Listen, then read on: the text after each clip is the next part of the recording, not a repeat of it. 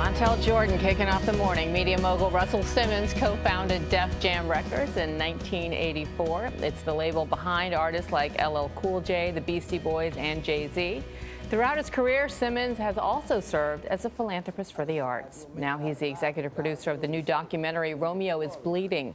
The film follows Donté Clark, who uses spoken word poetry to share his experiences from Richmond, California, a tough place to grow up.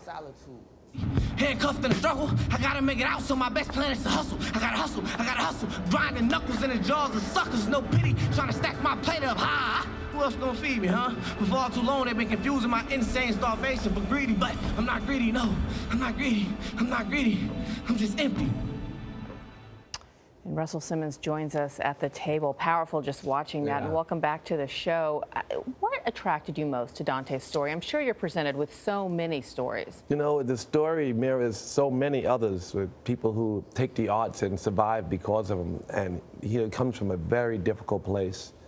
His brother was killed during the making of the film. I mean, he had such struggle that he lives in, but yet he transcended it through his poetry.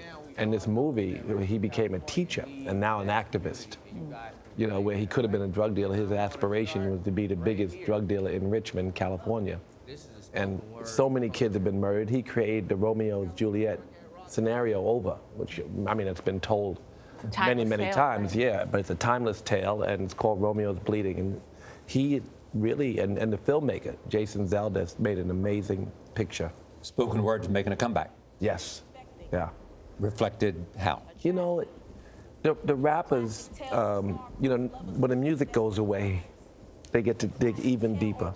The artists always express, you know, their time capsules, their poetries of where they come from, and you get to really understand their environments. And America, you know, doesn't see itself the way they see the truth, you know, and I think it's important that artists do that. So spoken word is a way that the rappers or the artists from hip hop can express themselves without music, and they gotta hear, and you can hear what they're saying. So you can dig deeper through spoken word than you can through the music? Well, I think it's in most cases you're forced to.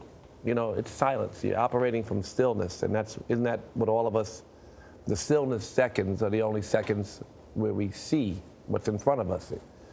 You know, we were just talking about unconscious behavior. I mean, when you're really silent, you can see more. And Jason and what they captured with Donté is phenomenal. This movie will make you cry.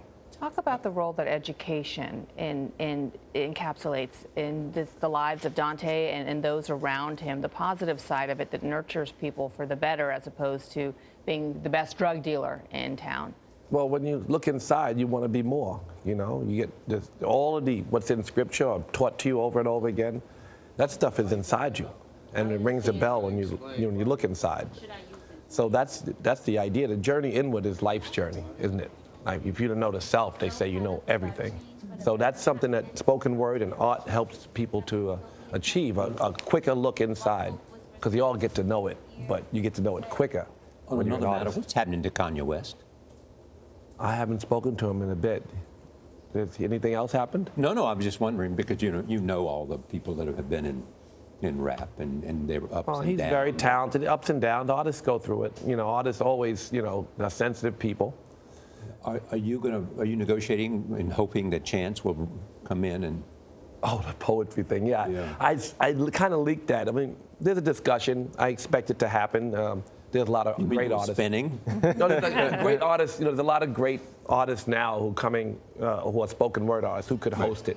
I'm excited to do Def Poetry. Its timing is good, and I would love a chance to do it. And we're talking to him, and you know, he came to me and he gave me the idea to look at it again. You know, we're shooting Def Comedy again in about 6 weeks. And that's, you know, there's a lack of real insight into where all that comedy comes from and who they are, the artists. So doing that again for HBO now. It's fun to bring that back. Yeah, it's fun because there's so many artists that need it. I can't believe how many underserved artists there are who, like, you know, they have Chocolate Sunday and More Better Monday and Wild Wednesday. They have segregated Saturday. They didn't call it that, no. It's very segregated, and the great comedians and poets don't get to express themselves, and so that's my job, I guess. Russell, what do you do best? What do you think your best talent is? My best talent? Yeah, that's right. That's a tough one. I don't really. But is it a sense of marketing and promotion that you have instinctive genius for that? I like to give what I love. you know, as an entrepreneur. What I'm doing at All Deaf Digital, it's like these kids, there's 70 kids every day. I come to work for them. And I like to give people what I love. That's my entrepreneurial thing. It's a financial service idea was my idea. Like, I loved it.